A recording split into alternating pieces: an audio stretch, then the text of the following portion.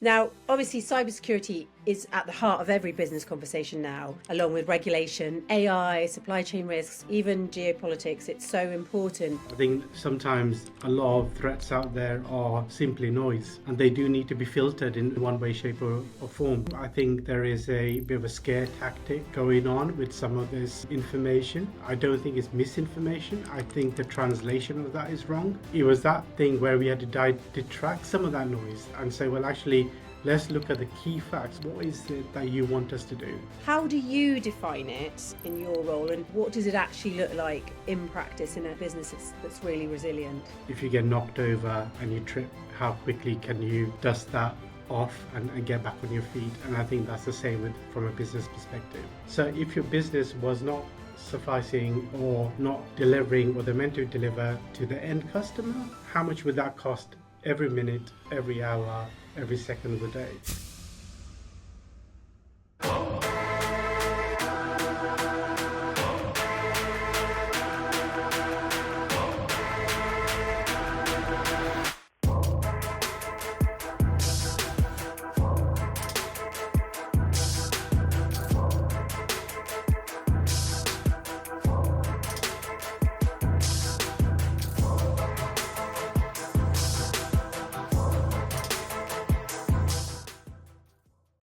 Welcome to Momentum, a Business Leaders Accelerate podcast, where we talk to the people pushing today's industries forward, not just keeping up, but actually setting the pace. Today's guest has spent his career balancing strategy, risk, and resilience in a world where security threats evolve faster than most businesses can react.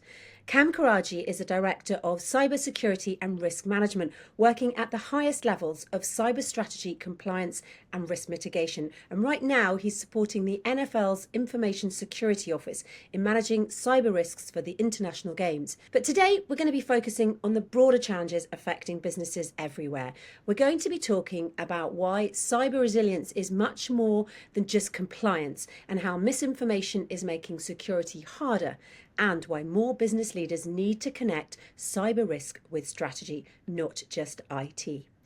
So Kam, welcome to the show. Thank you, Claire. Lovely to have me join you. Thank you very much. So you have worked in cybersecurity for years, but I know you don't see it as just a technical problem. So how do you define your role beyond the obvious, keeping things secure?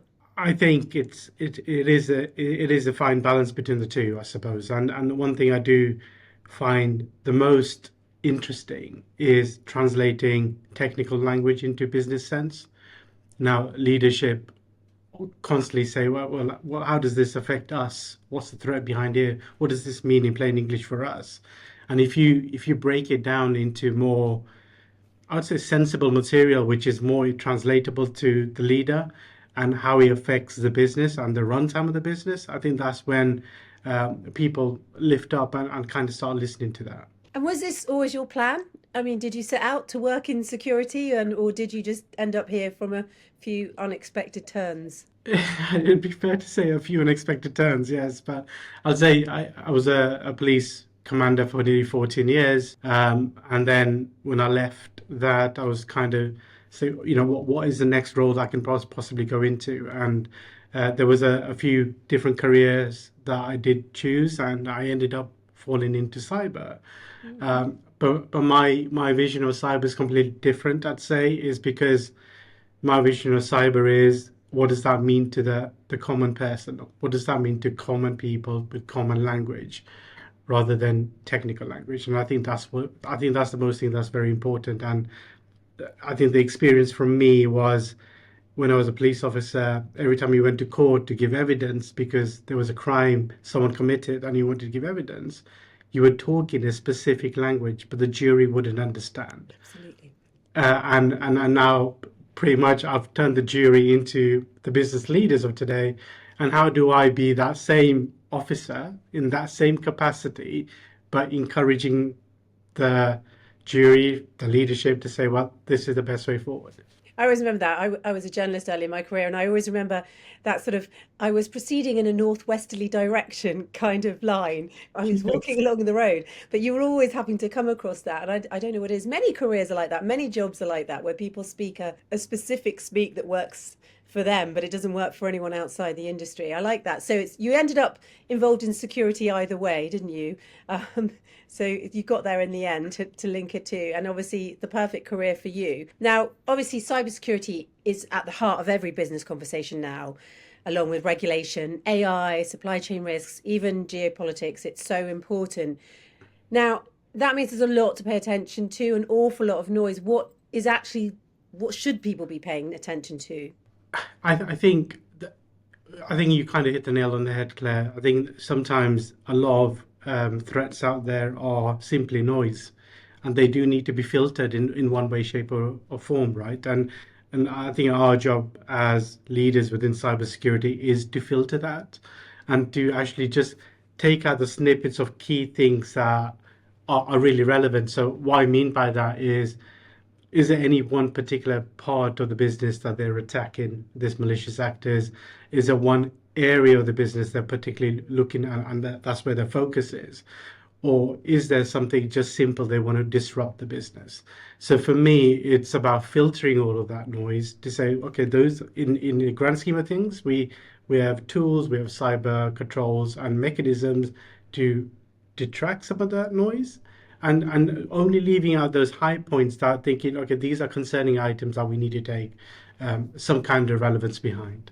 Okay, so it is really pinpointing what you can change quickly as well as just, Yeah, and then you can deal with the bigger threats. Otherwise, you're just constantly chasing your tail.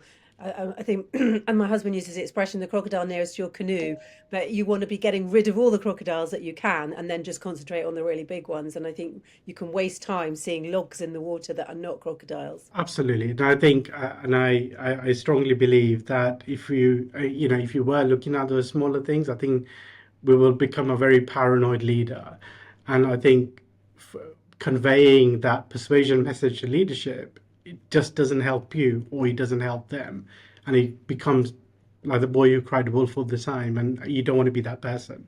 I think one of the things you've talked about, which I wanted to bring up here, was you've talked about the misinformation in compliance being a major issue when you're talking to people in business. But where is that coming from? Is it bad regulation? Is it that we misunderstand the requirements, or we're people who don't know are getting too obsessed by those logs in the water that are not real crocodiles? What is it? I think personally, from my perspective, I think there is a bit of a scare tactic going on with some of this information. I don't think it's misinformation. I think the translation of that is wrong.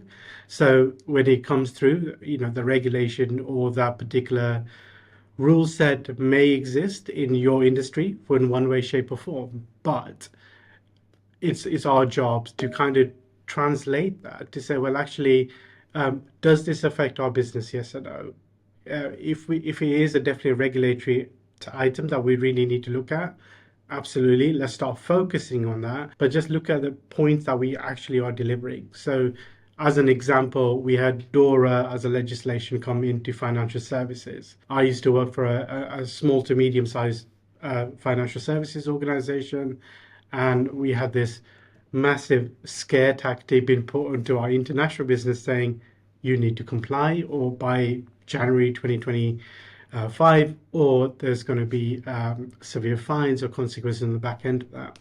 When we actually looked into it, our business did not fall into that spectrum. We were financial services, absolutely, but we weren't tailoring to consumers. Our consumers were trade people, they were businesses. So it was that thing where we had to detract some of that noise and say, well, actually, let's look at the key facts. What is it that you want us to do? Okay, so is our business in scope? Yes or no? And then work backwards from there. So when you spoke about DORA there, the Digital Operational Resilience Act, I'm just bringing that in case anybody listening is not aware, which is the EU regulation aiming to strengthen resilience in financial sectors. Okay, just for anyone who wasn't aware, because I think this is going to be listened to by lots of people in business because it's really relevant, but if they're not in financial services, it may not be their issue.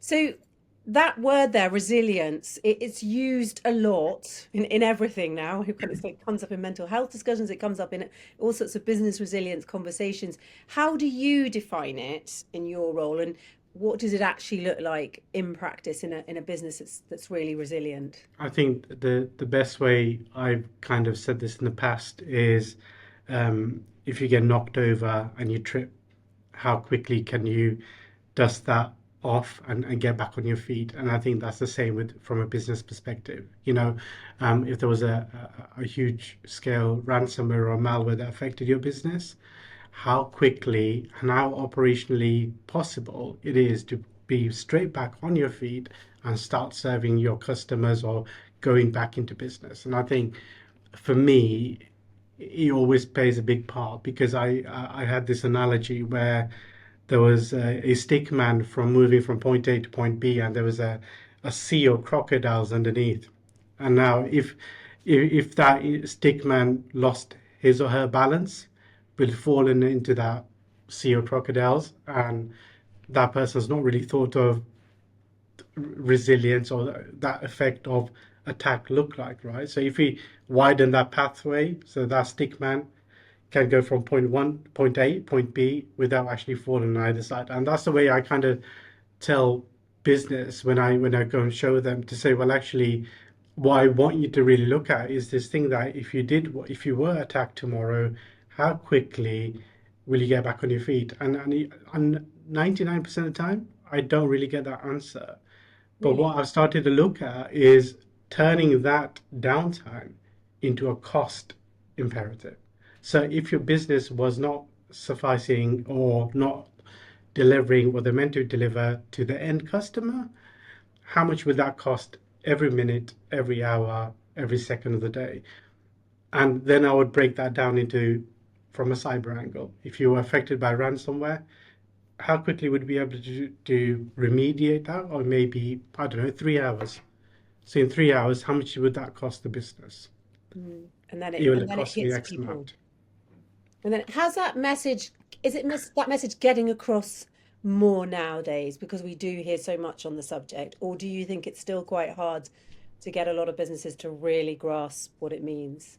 Uh, I think if you kind of play on that word you said at the very beginning about misinformation, and we kind of put that into the current question that you've just asked me, the, the misinformation from a cyber leader would be pretty much press the red button and start panicking. We're going to be attacked. There's been a malicious actor doing X, Y, Z, and our business is going to be affected. From my perspective, is to add in a sense of realism there, to say, well, actually, all right, this is the odd behavior we're seeing. This is what actually that means to our business, and our business will will shut down certain operations because they've managed to get their hands on the crown jewels, right? And what I've started doing is doing a business impact analysis on every one of those units to really understand what are your key critical deliverables. Well, I need to deliver to X customer, because if I don't deliver to the X customer, that business will be, gone liquidated because of our doing. Okay, fine. Let's secure that one channel then to make sure that's your key thing. Let's look at that. So what the business impact analysis did for me was actually show my leadership to say, I've already done bits of my homework, and this is what our key business deliverables look like, and this is how I think we can in a very sustained matter bring that security blanket over to protect them.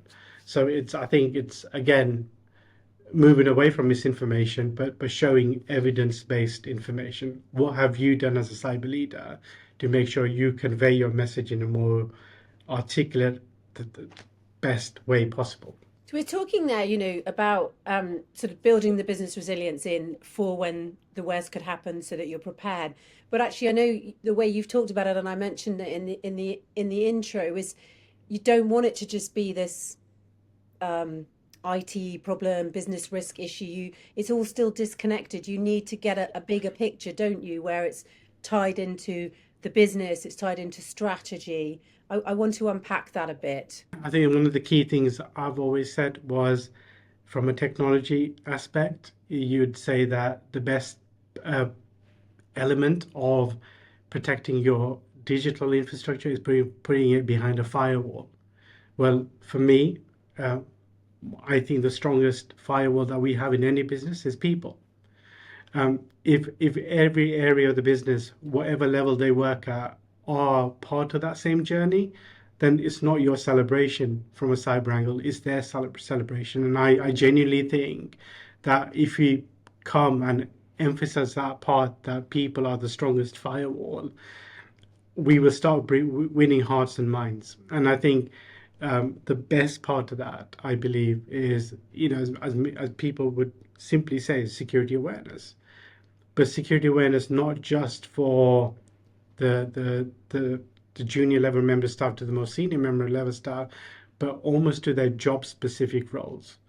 To say, okay, you are a junior member staff. What do you do? What's your daily job that you do? Oh, well, I check our audited records, and people send me emails, and I action those emails. Well, how do you vet those emails properly? How do you make sure that email is genuine, the action behind it is genuine? What would you do from a process perspective to make sure you protect yourself? So moving this thing about having security based upon just security or the cyber leader, to actually say it's everyone's accountability, it's everyone's responsibility. You all have a part to play in this, and I think then we actually say it's a business-wide celebration. Yeah. We've not just done a security awareness program. We've made sure that security is genetically inbuilt to their organizational trajectory and where they sit in the organization. Yeah, it's a very different way of looking at it. I think in the old days when we spoke about security and business, like people,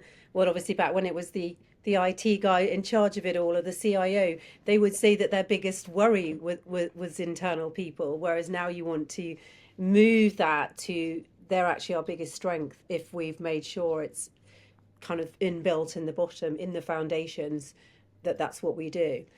So obviously you've worked across a number of big organizations, quite high stakes security challenges come up. Could you share a moment where cyber resilience and that kind of building for it has made the difference between something quite small and something catastrophic, a disaster? I do tend to say this one quite a lot because I think we don't fully see that type of risk coming into an organization. And then the one I see, I can probably explain better, is a startup business that I used to be a CISO with. That startup business fell on some bad times. Our members of staff didn't get paid for the best part of 3 months. Now, Wow. that included myself as a cyber leader not getting paid, along with my members of staff. So trying to keep a team motivated, keep them on point, still delivering, whilst they're not getting paid is a big challenge. But what we found was that we built up the digital infrastructure of that organization from the ground up. And that team of mine who I've managed and I've nurtured into those technical roles decided to ransomware the business. Wow. So decided to ransom the business, which I was still the lead CISO with. So for me, I always built a safety net from beginning. And that safety net was, well, if everyone switched off every computer going, how do I make sure the minimum delivery that business needs to make can still sustain? And I didn't do this behind, any kind of secretive term behind my team. It was just something I just wanted to build in. So I wanted some pillars, I wanted some foundation that should everything switch off, we still got the data, we can still hold the data, and that still belongs to us. Right? That data wasn't fully new, it wasn't fully latest, it was a couple of weeks back, but I still had a offsite backup, which I could say, well, I have some data. You'll not be fully ransomware by your own business. You can have this to work with as a base level. So a very challenging term. Insider threat, is still a concern for many security organizations, many big organizations. But this, I thought, was a very key one because the motivation that they did not have, and they had nothing, they had no other option but to actually do something quite drastic. It would have passed anyone's eyes. They said, well, I will do that because I've not been paid. So it was it was a difficult one to unpack. But you kind of feel where those members of staff came from. You understand why they did what they did. I'm not saying there's an excuse, but you understand the rationale, and not every malicious actor who attacks a business will have a decent rationale. And I thought this was a rationale, but it doesn't sustain what they actually did was right. It's interesting that the solution, though, was kind of like an old school backup, which I think because we feel now everything in life has to be so current and has to be so the latest that everything feels old the next day. So you could see why people are not doing that and not kind of building that backup process into.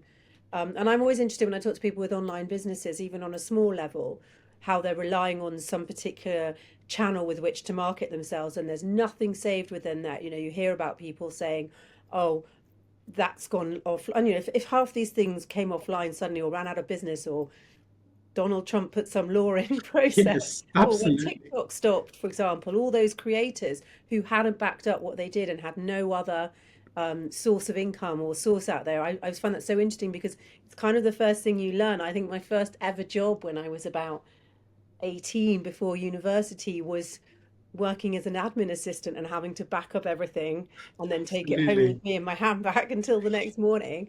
And it's like that's still so important and yet not happening.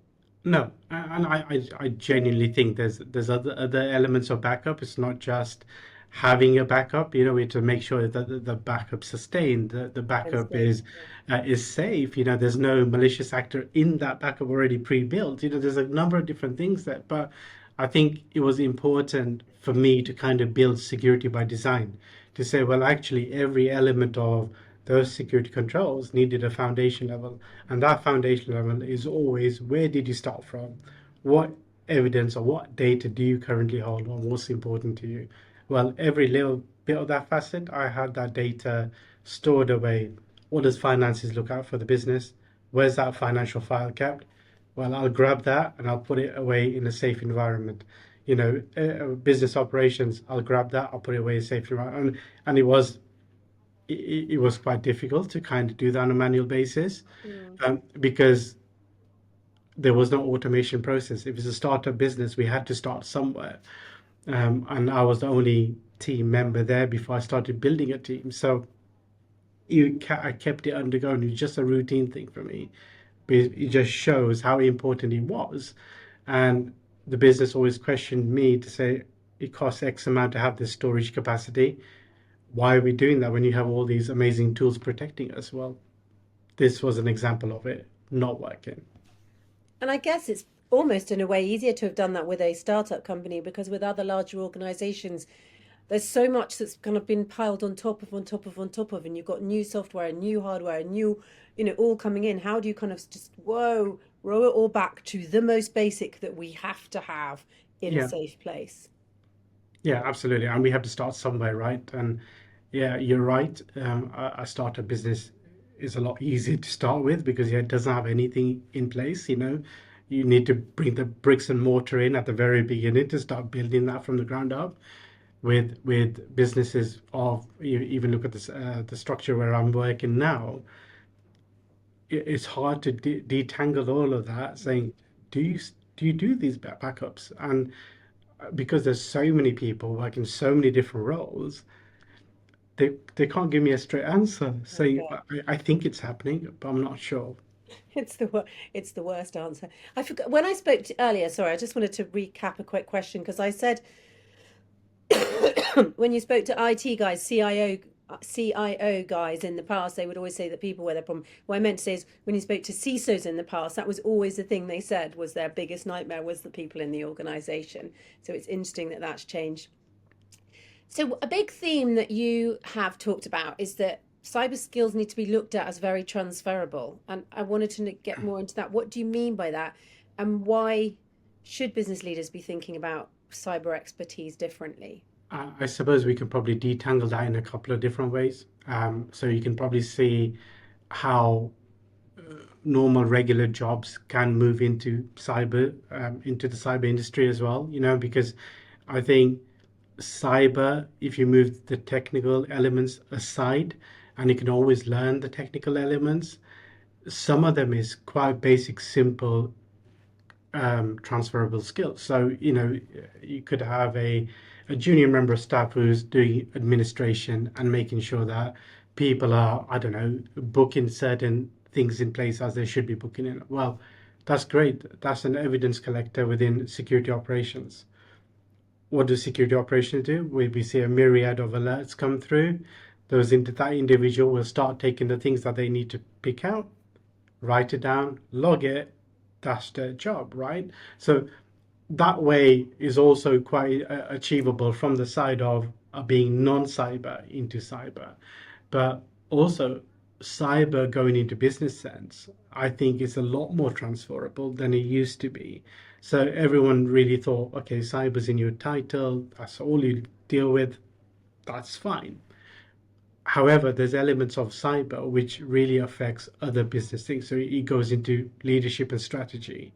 It will show, if you're looking at digital transformation, how would digital transformation aid us as a business and as a cyber professional? Well, we can help you, because not only will I give you the trajectory to be what's digitally transfer, sorry, digitally transferable and what that trajectory looks like, but we can put some security wrappers around it at the same time. So we've done two jobs with one aim and one goal. And the other part is also, if you came from a very technical side of it, that can go into some kind of architectural work or some kind of design, developed by design, application developers, those kind of things where you're looking at, okay, what was the end goal that we wanted that individual to do? Oh, well, this application needs to do X, Y, Z. Brilliant. I can deliver that, but I can deliver that in a fashion that is not, it's built up some foundation milestones that we had to do within security operations. So there's always skills, both sides, that are really interesting. And I always I find out from my daughter that my daughter's been doing Python programming at school, and I didn't do any Python programming. So there's she said, "Daddy, what does this mean?" I said, "I have no idea." And it's really important that um, despite how much of a professional you are and how good, or there's still some pockets of information you still need to unpack, right? And Python programming is the most basic thing. Guess what? My 13-year-old daughter's learning that now. I've not learned it. Well, it's so interesting, isn't it? I mean, as a non-digital native, we have learned everything on the job. These guys are going to come into the industries with so much already there as a base knowledge. But I like what you were saying there, because it's a really good angle for people listening who might be thinking of career shifts. It just makes you think a little bit differently around the whole sort of cyber industry and the cyber jobs that you could be doing, and how it could take you elsewhere in business. So thanks for that. And I guess then other people will be sitting there thinking, okay, I really need to take cyber risk much more seriously. Where could they start? I mean, what could you practically say to someone, if go in tomorrow and do this if you want to be better at it? I think what I would say to that one or a couple of individuals is look at every screen that you have available to you and correlate them. And it's a simple behavioral thing, right? So we would say that actually here's four screens, one showing you behavior analytics, one showing you monitoring, the other showing everything coming in your email inbox and emails into the business, and the last one is pockets of information coming out of your business. Now look at all of those screens together, and in your head, what patterns can you see? And sometimes it's called UEBA, which is user interface behavior analysis. Your head naturally goes into that thing where it comes into a puzzle form. That one puzzle piece that I can't find a slot for anywhere. It needs to fit somewhere. And when you see those four screens, that it becomes this whole panoramic view of a puzzle. And you say, well, actually, why has that person done this? Oh, now I can see that same time correlation. I can see the monitoring. Well, that same time correlation, now I can see monitoring. Now I can see email behavior. Well, automatically, I've now found out that the email started this chain of reaction. and what happened at the end of it. So I think when we look at generalist knowledge like that, it's very easy to identify what are patterns and how easily you can. It's almost like the traffic light signal. Red means stop, green means go, right? Let's look at that same thing. Well, actually, something stopped in that process. Yeah. Why has it stopped? And what pockets of information can you put together to make sure that route is unblocked again? So that's the easiest way I could kind of explain that. Was a good tip there when you're starting to look at your cyber and clearly going to need some help, a lot of people, but it's a, if you can't answer some of those questions and you can't see where the problems are, then you really need to be doing this. Okay, we're going to switch gears now and wrap up with a quick fire round, which is just say the first thing that comes to mind. What's your favorite holiday destination? Mauritius. Pretty good. A movie that you've just watched too many times? Top Gun. Your favorite cuisine and maybe your go-to restaurant? Oh God. I don't know that answer. I can try. Favorite cuisine would be Lebanese food, and there's a restaurant in Leicester called The Frame. I The think that would do. Frame. Okay, good tip if you're in Leicester. And if you weren't in cybersecurity, what would you be doing instead?